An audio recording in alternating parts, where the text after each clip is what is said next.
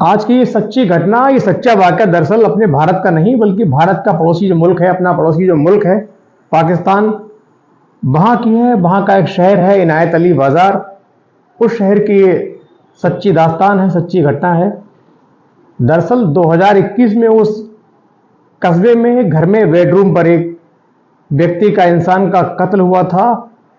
सीने में, सर में 2 गोलियां मारी गई थी। सुबह उठकर जब पत्नी सबको बताती है कि घर में रात डाकू चोर घुस आए थे और चोरों ने उसके पति की लड़ाई के दौरान हत्या कर दी, गोली मार दी, तत्काल मौके पर पुलिस पहुंचती है। पुलिस पूरी घटना का बारीकी से मुआयना करती है, जांच करती है और शव को पोस्टमार्टम के लिए भेज देती है। उसके बाद पुलिस के सामने ये बहुत बड़ा सवाल था कि ये हत्या आखिर हुई कैसे। इसके लिए पुलिस तमाम, जो पाकिस्तान पुलिस है, वो तमाम बिंदुओं पर, तमाम एंगल से जांच कर रही थी। पड़ोसियों से पूछताछ की गई, घर का सामान चेक किया गया, लेकिन पुलिस को शक हो गया कि ये घटना किसी अपने द्वारा की गई है और किसी घर में ही रहते किसी व्यक्ति द्वारा की गई है। लिहाजा शव को आखिरी सफर के बाद, सबको दफनाने के बाद महिला को पुलिस स्टेशन जांच के लिए बुलाया जाता है। शुरू में तो मना करती रहती है, लेकिन पुलिस के द्वारा अनेकों ऐसे मजबूत सवाल दागने के बाद वो फंस जाती है, जवाब नहीं दे पाती है और आखिर अपना गुनाह कबूल कर लेती है और अपने पति को मारने के बाद अपने सिर के ऊपर उसका इल्ज़ाम ले लेती है। और उसके बाद उसने जो कहानी बताई कत्ल करने के पीछे, जो वजह बताई, उस वजह को सुनकर पूरे पाकिस्तान में हलचल मच गई थी। पूरे लोग पाकिस्तान के हैरान थे कि आखिर एक कत्ल के पीछे इतनी बड़ी, इतनी खतरनाक प्लानिंग हो सकती है। दरअसल पाकिस्तान में कत्ल होना कोई बड़ी बात नहीं है, लेकिन कत्ल को जिस तरीके से अंजाम दिया गया, जिस तरीके से कत्ल किया गया, उसके पीछे जो प्लानिंग थी, एक महिला की जो प्लानिंग थी, उसको सुनकर के पूरा पाकिस्तान हैरान था। और पुलिस ने सब उससे, जब उस महिला से बिंदु दर बिंदु, स्टेप बाय स्टेप बात की, सवाल दागे, उससे पूछा, पूछताछ की, तो तमाम जानकारी उस महिला ने पुलिस को बताई। और वो जानकारी सुन करके आप भी बहुत हैरान हो जाएंगे, सत्ते में आ जाएंगे कि कोई कत्ल के लिए ये रास्ता भी चुन सकता है। दरअसल इस पूरी घटना की शुरुआत 2016-17 में हुई, जिस वक्त अफगानिस्तान में काफ़ी हालात ख़राब चल रहे थे। तो पाकिस्तान में, अफगानिस्तान के जो बॉर्डर के लोग हैं, वो अफगानी पाकिस्तान में काम करने की वजह से, अपनी ज़िंदगी बचाने की वजह से रिफ्यूजी के तौर पर रह रहे थे। पाकिस्तान ने उनको अपने यहाँ रिफ्यूजी के तौर पर रहने की जो इजाज़त है दे रखी थी। लिहाजा बहुत सारे नौजवान लोग, बहुत सारे परिवार अफगानिस्तान से पाकिस्तान की ओर कूच किए, वहाँ बने रिफ्यूजी कैंप में रह रहे थे। उन्हीं रिफ्यूजियों में एक लड़का था, काफ़ी मेहनतकश, ईमानदार था, नाम था अफगान शाह। अफगानी था और उसका नाम भी था अफगान शाह। अफगान शाह भी सबके साथ पाकिस्तान में आया, रिफ्यूजी कैंप में रह रहा था, वहीं रह करके अपनी जीविका चला रहा था, काम के लिए आसपास के शहर में जाता, मेहनत मजदूरी करता और इस प्रकार उसकी जीवन की गाड़ी चल रही थी। एक दिन वो काम के सिलसिले में ही पास के शहर गया था, वहाँ उसकी एक लड़की से मुलाकात होती है और धीरे धीरे उन दोनों की जो मुलाकात जो है बहुत जल्द प्यार में तब्दील हो जाती है। दोनों के बीच प्यार हो जाता है और दोनों बहुत जल्दी शादी का फैसला ले लेते हैं। दोनों की शादी हो जाती है। दोनों की ज़िंदगी बहुत अच्छे से गुजर रही होती है। दोनों खुशियाँ बांट कर जिंदगी जी रहे थे। धीरे धीरे उनकी शादी का लगभग 1 साल बीत जाता है, तभी उनके यहाँ एक बेटी जन्म लेती है। जब बेटी पैदा होती है तो अफगान शाह बहुत खुश था, बहुत प्रसन्न था। और चूंकि अब खर्चे बढ़ चुके थे, बेटी आने के बाद घर की जो खर्चे थे, जो डेली के खर्चे होते हैं, वो बढ़ रहे थे। तो ऐसे में पैसे की ज़रूरत थी। उसके लिए अफगान शाह ने ज़्यादा पैसे कमाने के लिए शहर की ओर रुख किया। पेशावर पहुंचा, वहां काम शुरू किया। वहीं काम करते करते वहीं काम करने वाले एक व्यक्ति, जिसका नाम गुलिस्तान होता है, उससे उसकी दोस्ती हो जाती है। धीरे धीरे दोस्ती, उनकी जो फ्रेंडशिप है इतनी गहरी हो जाती है कि दोनों एक दूसरे के बगैर खाना नहीं खाते हैं, पानी नहीं पीते हैं, साथ साथ रहते हैं और एक दूसरे पर बहुत ज़्यादा भरोसा कर लेते हैं, ट्रस्ट कर लेते हैं। उनकी दोस्ती लगातार गहरी होती जा रही थी, गाढ़ी होती जा रही थी और दिन गुजर रहे थे। इस तरीके से साल आती है 2018 की। अब अफगान और दोनों, चूंकि गुलिस्तान दोनों घर आ चुके होते हैं छुट्टी पर। अफगान की इसी दौरान कुछ तबीयत खराब सी होने लगती है, उसको बुखार सा आता है, हल्का पेट दर्द होता है, लिहाजा वो सीधे गुलिस्तान को फ़ोन करता है कि अब मेरे जो पैसे हैं, जमा पूंजी है आपके पास, उसको लौटाइए, क्योंकि मुझे अपना घर बनाना है, बीमारी का इलाज करवाना है और कुछ दिन घर पे रह करके आराम करूंगा, उसके बाद फिर काम करूंगा। लेकिन जो गुलिस्तान था वो पहले ही उसके सारे पैसे खर्च कर चुका था, सारे पैसे उड़ा चुका था, लिहाजा उसके पास देने के लिए कोई पैसे नहीं थे। इसीलिए उसने अफगान शाह को मिलने के लिए इनायत अली बाजार बुलाया और उससे पहले उसके जो बीमारी है उसके बारे में सब पूछ चुका था, क्या क्या लक्षण हैं, कैसे कैसे हुई, क्या क्या हो रहा है। तो उसने उसी के मुताबिक वो कहीं गया और वहां से 2 इंजेक्शन लेकर के अपने साथ में आया और तय स्थान पर दोनों मिलते हैं। दोनों आए, बैठे, बातचीत की। गुलिस्तान ने अफगान साहब से कहा, ये आपके लिए दवाई लेकर के आया हूं, क्योंकि आपने फ़ोन पर सब बातें मुझे बताई कि क्या क्या बीमारी है, क्या आपके लक्षण हैं, उसके मुताबिक मैंने डॉक्टर से, मेरे करीबी जानने वाले डॉक्टर से दवा ली है। ये 1 इंजेक्शन आपको अभी लगना है और 1 इंजेक्शन कल लगेगा, चाहे किसी डॉक्टर से लगवा लीजिए, मैं आकर के खुद घर आके आपको लगा दूंगा। चूंकि दोनों में इतनी गहरी गाढ़ी मित्रता थी, गाढ़ी दोस्ती थी, तो शक करने का सवाल ही नहीं बनता। लिहाजा अफगान शाह ने गुलिस्तान से अपनी बाह में वो इंजेक्शन लगवा लिया और गुलिस्तान ने कहा, अब आप घर जाइए, जाके सो जाना, थोड़ा आराम करना, आपको आराम मिलेगा, कल फिर मैं आपको दूसरा इंजेक्शन लगाने आऊंगा। अब दोनों वहां से उड़ जाते हैं, अपने अपने घर की ओर चल देते हैं। अब इधर अफगान साहब जैसे ही घर पहुंचा तो उसकी तबीयत और बिगड़ने लगी, उसकी तबीयत और खराब हो जाती है। लिहाजा उसकी जो पत्नी होती है उसको लेकर के तुरंत डॉक्टर के पास जाती है, लेकिन उससे पहले ही अफगान शाह की मौत हो चुकी थी, वो मर चुका था। डॉक्टर ने उसको पहली बार देखने पर ही बता दिया कि इनकी मौत हो चुकी है, इनको ले जाइए, अभी इस दुनिया में नहीं है। पति की अचानक मौत पत्नी के गले नहीं उतरी, उसको यकीन नहीं हुआ, उसको शक हुआ कि जरा सी बीमारी थी, हल्का सा पेट दर्द तो था, हल्का सा बुखार था, इसमें एक व्यक्ति तुरंत, अच्छा खासा बोलता हुआ व्यक्ति, ठीक ठाक घर से गए थे पैसे लेने के लिए, मिलने के लिए, दोस्त से वापसी में आकर तुरंत तबीयत खराब हो गई, तुरंत 2 घंटे के अंदर उनकी मृत्यु हो जाती है। ये सोचकर उसको बहुत शक हुआ, उसको उसके अंदर बहुत सवाल पैदा हुए। उसने जब पड़ोसियों को बताया, परिवार को बताया, जो उसके रिश्तेदार थे, बताया कि ये घटना घटी है, तो लोगों ने कहा, चूंकि कोई ठोस सबूत है नहीं, तो लोगों ने कहा आप इसको कफन दफन करिए, अंतिम सफर पूरा कराइए।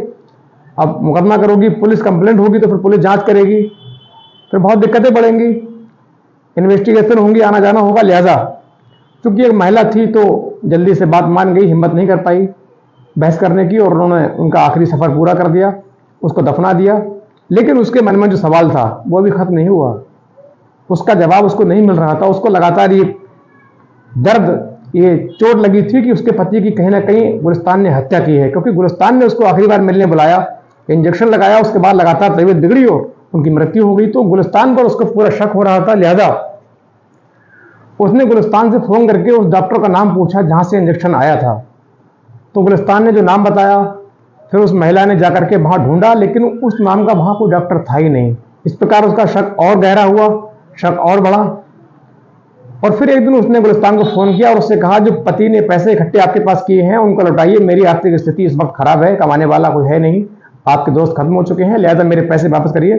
तो गुलिस्तान ने कहा, वो पैसे तो मैं उनको कब के वापस कर चुका, वो पैसे मैंने अफगान साहब को वापस कर दिए थे, मेरे पास अब कोई पैसा नहीं है। ये सुनकर उस पत्नी की जो शक था वो एकदम और ज्यादा पक्का हुआ। उसको पूरा यकीन हो चला था कि उसके पति की हत्या जो है इन पैसों को लेकर के हुई है, ये पैसे ना देने की खातिर उसके पति की हत्या की गई है। उसको बहुत आघात पहुंचा, लेकिन वो चुप रही, उसने किसी को कुछ बताया नहीं और मन ही मन अफगान शाह जो उसके पति थे उनकी हत्या का बदला लेने के लिए गुलिस्तान को मारकर रोजाना नए नए प्लान बनाती, उसको बाद में उनको ड्रॉप करती, फिर बनाती, फिर ड्रॉप करती। उसको समझ नहीं आ रहा था कि गुलिस्तान को किस प्रकार से मारा जाए और पति की मौत का बदला लिया जाए, क्योंकि इनके अंदर, जो पत्नी के अंदर पति की मौत का बदला लेने के लिए ज्वाला धधक रही थी, उनका गुस्सा लगातार बढ़ता जा रहा था। लिहाजा उसने एक दिन एक खतरनाक प्लान बनाया और प्लान ये था, उसने सोचा क्यों ना गुलिस्तान से मैं शादी कर लूं, और जब शादी कर लूंगी तो उसके पास रहूंगी, उसके बाद उसको मारना बड़ा आसान होगा, किसी प्रकार उसको मार सकते हैं। लिहाजा इस प्लान पर काम करते हुए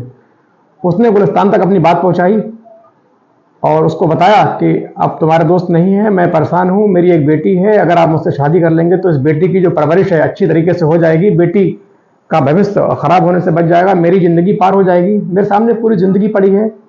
लेकिन गुलिस्तान ने कहा, मेरी एक बीवी है, एक बेटा है, मुझे घर से इसकी इजाजत नहीं है, मैं ऐसा नहीं कर सकता। उसने ये उसको मना कर दिया, लिहाजा ये प्लान यहीं उनका फेल हो गया उस पत्नी का। लेकिन वो हिम्मत नहीं हारी, क्योंकि उनको पति की मौत का बदला लेना था। उसने शपथ प्रण लिया था उसके मुताबिक। फिर उसने अगला एक प्लान ये बनाया, उसने एक दिन गुलिस्तान को मिलने के लिए किसी जगह पर बुलाया, और जब वो आया तो उसको बोला, देखिए मेरे पास काफ़ी पैसे इकट्ठे हैं, मेरे सामने कोई नहीं है, मेरे साथ में कोई नहीं है, आप मुझसे अगर शादी कर लेंगे तो मैं आपको एक अच्छा सा घर दिलवाऊंगी, एक अच्छी सी आपको बढ़िया सी कार लेके दूंगी, मेरे पास काफ़ी पैसा है। और इस बार उसका ये प्लान गुलिस्तान को पसंद आता है, वो लालच में फंस जाता है और शादी के लिए हाँ कह देता है। लेकिन जब घर पर जाके बोलता है तो घर में हंगामा हो जाता है, लिहाजा दोनों भाग जाते हैं और साथ रह के शादी करके निकाह कर लेते हैं। इस प्रकार दोनों बाहर दूर दराज एक शहर में किराए के मकान में रहने लगते हैं। कुछ दौर बीता, धीरे धीरे जो पत्नी थी गुलिस्तान को भरोसे में ले रही थी, उसका बहुत ख्याल रख रही थी और मन ही मन उससे नफरत कर रही थी, मन ही मन उसको मारने का प्लान सोच रही थी कि कब मौका मिले गुलिस्तान को खत्म किया जाए। और गुलिस्तान पत्नी पर इतना फिदा था, उसकी वफादारी पर, सेवादारी पर बिल्कुल फिदा हो चुका था, उससे मन ही मन प्यार करने लगा था और धीरे धीरे दोनों के बीच बहुत अच्छे रिश्ते बन गए। और उसके बाद एक दिन जो लड़की है वो कहती है, चलिए ऐसा ना हो, हम अपने घर चलते हैं, गांव से दूर पड़े हैं। चूंकि 2021 की साल आ गई थी, 2021 आ चुका था, 3 सालें हो गई थी। 3 सालों में लोग अमूमन भूल जाते हैं, काफ़ी लोग भूल कर पुरानी बातों को भुला देते हैं। तो यही सोचकर उसने कहा, चलिए अब हम दोबारा अपने शहर में चलते हैं, वहीं कहीं किराए का मकान लेकर आराम से रहेंगे, अपनी ज़िंदगी गुजारेंगे। उसकी बात गुलिस्तान को पसंद आती है और वो हाँ कह देता है। उसके बाद वो सीधे उस शहर में आते हैं जहाँ उसके पति का कत्ल हुआ था, वहीं एक किराए का मकान लेते हैं और साथ रहना शुरू कर देते हैं। दोनों आराम से काम कर रहे थे। अब गुलिस्तान बाहर काम करने जाता था, जो पत्नी थी घर का काम करती थी। इस प्रकार उनकी जीवन की नैया आगे बढ़ रही थी, दिन कट रहे थे, वक्त गुजर रहा था। आखिर एक दिन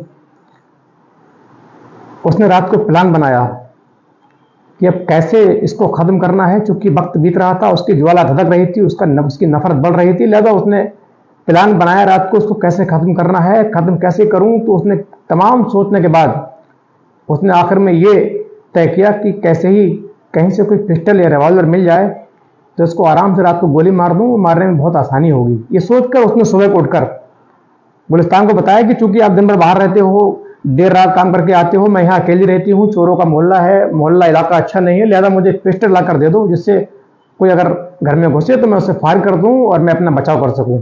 और गुलिस्तान को उसकी ये बात बहुत पसंद आई, लिहाजा वो कहीं से 13,000 रुपये की एक पिस्टल लेकर के आया और उसने पिस्टल चलाना सिखा दिया। उसमें कैसे कार्ट्रिज राउंड कैसे डालते हैं, ट्रिगर कैसे दबाते हैं, लोड कैसे करते हैं, सब उस महिला को सिखा दिया, पत्नी को सिखा दिया। और तय प्लान के मुताबिक एक दिन रात को जब गुलिस्तान गहरी नींद में सो रहा था, गहरी नींद ले रहा था, उस चुपके से जो पत्नी उठती है, पास के कमरे में जाकर वो पिस्तौल लेकर के आती है। और लगभग रात के 1 से 1:30 बजे का ये वक्त था, जैसा पुलिस ने अपनी इन्वेस्टिगेशन में बताया है। रात के 1 से 1:30 बजे का वक्त था। उसने सीधे ला करके पिस्टल उसकी कनपट्टी पर रख दी, लोड किया, फायर किया, लेकिन मिस हो गई, फायर हुआ नहीं। वो घबराई, उसने तुरंत फिर लोड किया, फिर फायर किया और फिर मिस फायर हो गया। इस बार फिर फायर नहीं हुआ, अब और घबराई, लिहाजा तुरंत चुपके से फिर उसी कमरे में गई जहां पिस्टल रखा हुआ था। अब उसने गोली को निकाला, उसका चैम्बर साफ किया, बैरल को फूका, साफ किया, फिर दोबारा उसमें राउंड डाला, फिर लोड किया, फिर लेकर के आई। उसको तो मारने की जो जिद है वो पड़ी थी, उस पर भूत सवार था पति की हत्या का बदला लेने का, लिहाजा तुरंत आई। इस बार उसने सिर के ऊपर उसकी जो पिस्टल की बैरल थी वो रखी और सीधे फायर किया, लेकिन इस बार मिस फायर नहीं हुआ। इस बार जोरदार आवाज के साथ फायर हुआ, गोली चली और तत्काल उसके सिर में लगी।